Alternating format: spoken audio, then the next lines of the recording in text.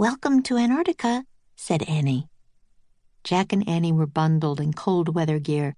They both wore snow pants, gloves, boots with spikes, and thick red parkas with hoods.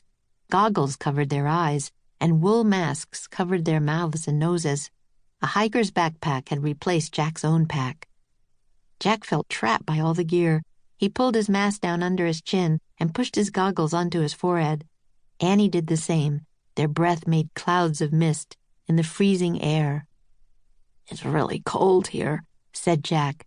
The wind stung his bare face and made his eyes water, but he kept his mask and goggles off as he looked out the window with Annie. The treehouse was on the ground. It was tucked under the overhang of an ice cliff near the ocean. Icy seawater sparkled in the sunlight. The shore was silent and deserted. "It looks totally empty out there," said Jack. "I still don't get it. How did we find the cave of the ancient crown here? No king or queen ever ruled Antarctica. In fact, no people ever lived here at all until explorers came in recent times." "Let's get started and try to figure it all out," said Annie. "Not so fast," said Jack. He pulled off his glove and opened their research book to the first chapter. He read aloud. "The continent of Antarctica is the coldest, driest, and windiest place on Earth. Larger in area than the United States, it is a land filled with ice. Ice cliffs, icebergs, ice sheets, ice shelves." "Okay, lots of ice," said Annie. "Got it, let's go." "In a minute," Jack kept reading. But Antarctica was not always a land of ice. Eons ago, it was part of a supercontinent scientists have named Gondwana. It had forests, flowers, and many animals, including dinosaurs, but no people ever lived there. "See?" said Jack. "No kings, no queens, no crowns." "Yep, let's go," said Annie. But Jack kept reading. "Over millions of years, Antarctica broke off from Gondwana and drifted south." "Okay, I'm drifting now myself, Jack," said Annie. "Bye." She climbed out the window and disappeared from the treehouse. Jack looked back at the book, but before he could read further, he heard Annie whoop with laughter.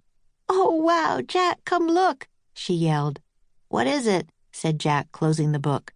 "You won't believe this," said Annie. "You have to come see." Jack put his glove back on and pulled on his backpack. He folded the paper with Morgan's rhyme and put it in his pocket. Then, clutching the research book to his chest, he climbed out of the window. Jack followed the sound of Annie's laughter beyond the treehouse. On the frozen seashore was a group of penguins, grown-ups and babies. The grown-ups had orange streaks on their cheeks, puffy white chests, and black wings they held straight by their sides. The babies were fluffy balls of gray fuzz. All the penguins were waddling toward Annie. They rocked from side to side, taking funny little steps. Jack burst out laughing. The big penguins looked like a committee of little men in black suits. The group stopped in front of Annie and squawked at her. "Hi, guys," said Annie. "Glad to meet you." The penguins stared back at her with friendly curiosity. "They're so cool," said Jack. He opened the book and found a picture that looked like the group of penguins around Annie. He read, "Emperor penguins are the tallest and heaviest of the penguin species and are also the most ancient. Over 3 feet tall, grown penguins can weigh up to 90 pounds. Researchers say the penguins' closest ancestors lived 40 million years ago." 40 million years, said Jack. "So what time have we gone back to? 1,000,000 years ago? 1,000 years ago?" "I don't know," said Annie. "But I'll take a picture of them for my family project. They look like a little family, don't they?"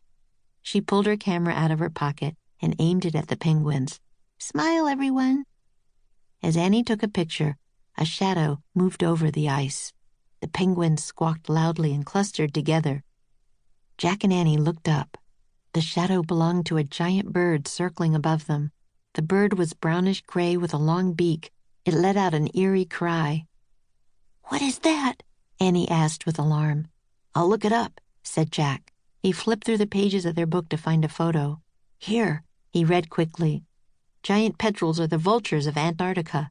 They eat dead birds and animals. Sometimes they even attack young seals and "Oh, no!" cried Annie. Jack looked up. The petrel was diving toward the penguins. It hit the smallest one with its wing and swooped back into the air. The penguin squawked and waddled away from the group. The petrel spread its wide wings and dove again. "No!"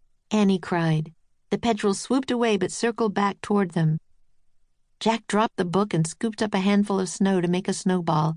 Before he could throw it, the petrel attacked again. Jack leapt toward the small penguin. He fell on his knees and threw his arms around the fluffy little body.